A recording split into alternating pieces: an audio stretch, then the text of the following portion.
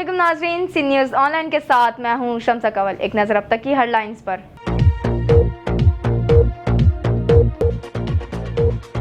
वज़ीर तालीम सिंध ने नया शोशा छोड़ दिया, इंटर इम्तिहानात में नकल भारत के खाते में डाल दी। कहते हैं पेपर लीक करने वाले व्हाट्सएप ग्रुप में भारतीय साख्ता नंबर शामिल है। तहकीकात FIA और CTD करेगी। कराची समेत सिंध भर में इंटर के पेपर लीक और नकल करने वाली माफिया के खिलाफ गैर मामूली सरकारी क्रैकडाउन शुरू। वज़ीर आला सिंध ने मामले की तहकीकात काउंटर टेररिज्म डिपार्टमेंट के सुपुर्द कर दी। साबिक सदर और पीपल्स पार्टी के शरीक चेयरमैन आसिफ जरदारी का कहना है कि हुक्मरान के वादे और दावे सब झूठे निकले, अब ये लाख कोशिश कर लें उनका बचना नामुमकिन है। वजीर आला सिंध मुराद अली शाह कहते हैं कि K4 मंसूबे समेत कराची के मेगा प्रोजेक्ट्स पूरे करने के लिए पैसों की चोरी भी करनी पड़ी तो करूंगा, लेकिन मंसूबे जरूर पूरे होंगे। मुराद अली शाह आज भी वफाकी हुकूमत और गवर्नर सिंध से नाराज नजर आए। उन्होंने कहा कि 3 दिन गुजरने के बावजूद वफाकी हुकूमत का जवाब नहीं मिला। वजीर दिफा ख्वाजा आसिफ का कहना है कि चमन में अफगान कार्रवाई दिली काबिल घट जोड़ के आकाश से हमारी सरहदों पर मजीद कोई कार्रवाई की गई तो भरपूर जवाब देंगे। चेयरमैन पाकिस्तान तहरीक इंसाफ इमरान खान का कहना है कि मुल्क में इदारे तबाह हो रहे हैं और जब नजम सेठी जैसे लोग ऊपर बैठे हों तो मुल्क कैसे तरक्की करेगा। अमीर जमात इस्लामी सेनेटर सिराजुल हक का कहना है कि कौम को मकरूज करके ऐवानों में बैठे लोग माशी दहशतगर्द हैं और इन माशी दहशतगर्दों के खिलाफ भी ऑपरेशन होना चाहिए। पाकिस्तान पीपल्स पार्टी के रहनुमा और साबिक वजीर आजम राजा परवेज अशरफ ने इम्कान जाहिर किया है कि हो सकता है इसी साल इंतखाबात हो जाए। राजा परवेज अशरफ ने कहा है कि वजीर आजम को खुद से इस्तीफा दे देना चाहिए था, मगर उन्होंने नहीं दिया, अब उन्हें खुद ही मुस्ताफा हो जाना चाहिए था। वजीर आजम का कहना है कि इस मुल्क में बहुत घपले हैं, बहुत से मामलात की तहकीकात होनी है, अगर हम तहकीकात में लग गए तो सारा वक्त इसी में लग जाएगा। नवाज शरीफ ने कहा है कि एक वक्त आएगा ये चीजें अपनी मुनकती अंजाम तक पहुंचेगी। हम तरक्याती कामों से तवज्जो हटाना नहीं चाहते। पाक अफगान सरहद पर किसी भी नाखुशगवार वाक़े से कबल जिला इंतजामिया ने सरहद पर वाक़ तमाम देहातों को फौरी तौर पर खाली करने का हुक्म दे दिया। महकमा इत्तलात सिंध में 5 अरब रुपए की करप्शन से मुतालिक केस की समाअत पर शर्जील मेमन के वकील ने कहा कि बोरियां भर के दस्तावेजात फराहम की गई हैं, लेकिन दस्तावेजात की फहरिस्त फराहम नहीं की गई। समाअत के बाद मीडिया से बात करते हुए शर्जील मेमन ने वजीर आजम नवाज शरीफ पर तनकीदी वार किया और कहा कि वजीर आजम पूरे मुल्क को उंगली के इशारों पर चलाना चाहते हैं। पीपल्स पार्टी के रहनुमा मंजूर वसा की एक और पेशगोई जुलाई को वजीर आजम के लिए खतरनाक करार दे दिया। मंजूर वसा ने कहा है कि JIT बन गई, पहले ही कहा था कि जुलाई नवाज शरीफ के लिए खतरनाक है, जाना भी पड़ सकता है। सुई सुदरन गैस कंपनी 100 मेगावाट के नूरियाबाद बिजली घर के लिए गैस सप्लाई कल से शुरू कर रहा है। वजीर आला सिंध ने चंद दिन कबल गैस न देने पर सुई सुदरन का कंट्रोल संभालने की धमकी दी थी। आइए चलते हैं खबरों की तफसील की जानिब। वजीर तालीम सिंध ने नया शोशा छोड़ दिया, इंटर इम्तिहानात में नकल भारत के खाते में डाल दी। कहते हैं पेपर लीक करने वाला व्हाट्सएप ग्रुप में भारतीय साख्ता नंबर शामिल है। तहकीकात FIA और CTD करेगी। वजीर तालीम ने इंटर इम्तिहानात में नकल भी भारत के खाते में डाल दी। व्हाट्सएप सर का दर्द बन गया। जहां मेहताब डहर कहते हैं कि व्हाट्सएप ग्रुप में भारतीय साख्ता नंबर शामिल है।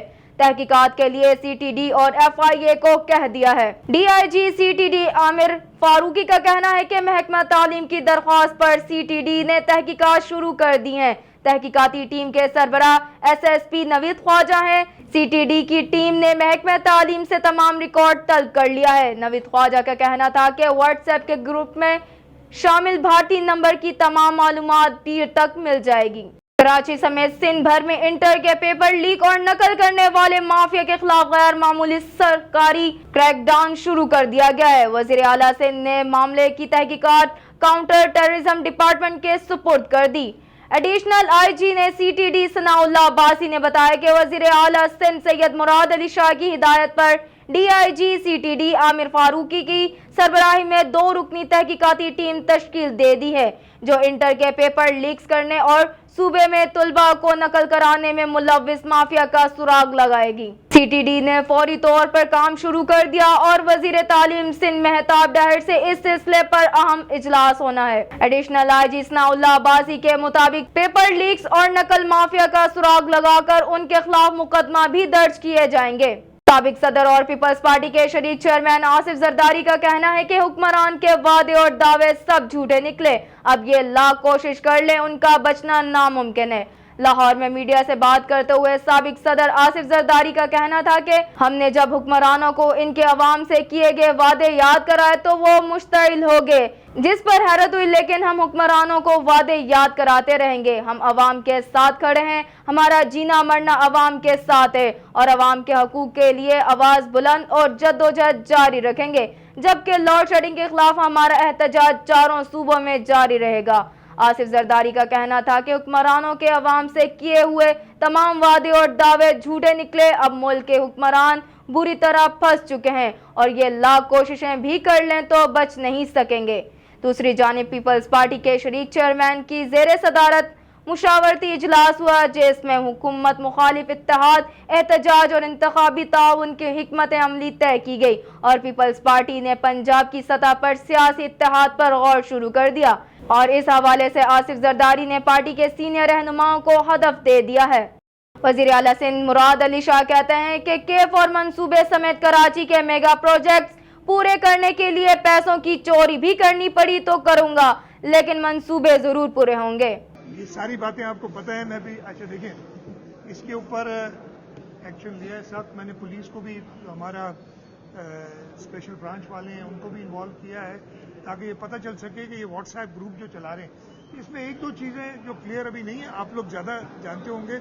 मैं आज सुबह, इसलिए कि आज सैटरडे था, मैं दफ्तर जल्दी नहीं गया था, तो मैं खुद बैठा था 9:30 बजे, 9:29 पे to be exact, breaking news आई कि इम्तिहान शुरू होने से 40 मिनट पहले पर्चा आउट हो गया। उस वक्त 9:29 हुए थे, इम्तिहान 9 बजे शुरू होता है, मतलब 8:20 वाली खबर आपको भी 1 घंटा 10 मिनट लेट मिली। तो अगर वाकई ऐसा हुआ था, लेकिन इर्रिस्पेक्टिव कि वो पहले हुआ है, मुझे कुछ लोगों ने कहा नहीं जी ये 9 बजे के बाद एक बार पर्चा आ जाता है, जब डिस्ट्रीब्यूट हो जाता है तो वहाँ स्टूडेंट्स या उधर के जो लोग टीचर्स हैं, इन्विजिलेटर्स हैं, उसमें कई लोग इन्वॉल्व होते हैं। वंस वो पेपर निकल जाता है, सील उसकी खोल के डिस्ट्रीब्यूट हो जाता है, उसके बाद ये हो रहा है। लेकिन उसके बाद भी ये काबिल कबूल नहीं है। पहले तो बिल्कुल ही उनके, उसके बाद भी काबिल कबूल नहीं है। उसके लिए मैंने साहब साथ बैठे हैं, ये आज उन्होंने विजिट भी किया था 1-2 सेंटर्स का, ये देखने के लिए।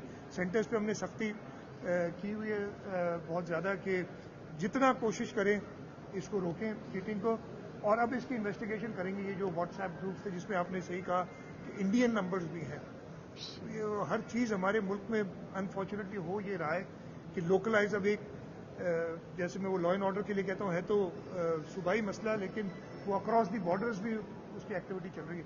इस तरीके से यहाँ पे भी हमें फेस करना पड़ा है, तो हम मदद लेंगे सबसे ताकि इस ग्रोह को और इन लोगों को पकड़ा जा सके। लेकिन एक रिक्वेस्ट आपसे ज़रूर है कि मतलब वो 9:29 पे जो है वो 8:20 की ब्रेकिंग न्यूज़ नहीं हो सकती। मतलब चैनल की गलती है ना, फिर चैनल की गलती है। गरीब रिपोर्टर 8:20 पे ब्रेक करता है और वो चैनल जो है इतनी खबर, ताकि उस पर उसी वक्त मैं इसीलिए टीवी के आगे आज बैठा था कि पता चले। वेरीफाई नहीं हुआ ना, फिर ये देर हो गई उसमें।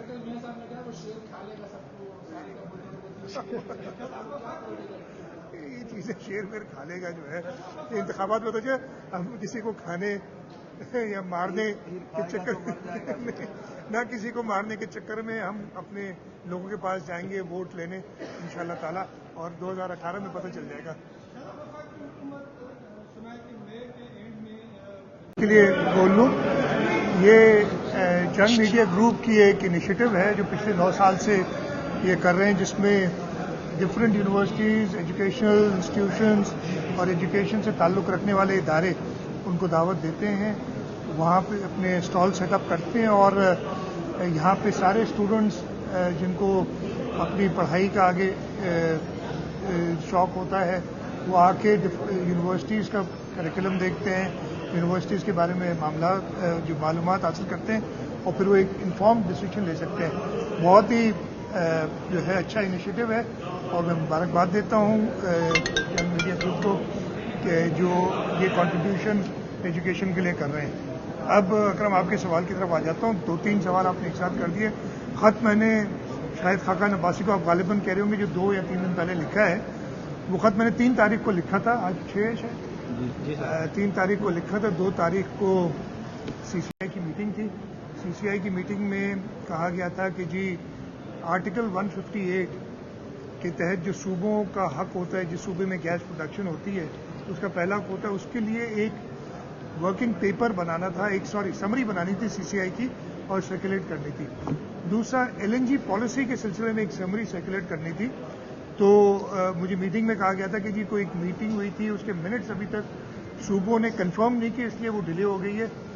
और उधर चारों चीफ मिनिस्टर्स, मेरे समेत बाकी 3 सूबों के भी चीफ मिनिस्टर्स बैठे थे, चारों ने अपने अपने सूबे की बिहाफ पे कहा कि जी मिनट्स अप्रूव्ड हैं।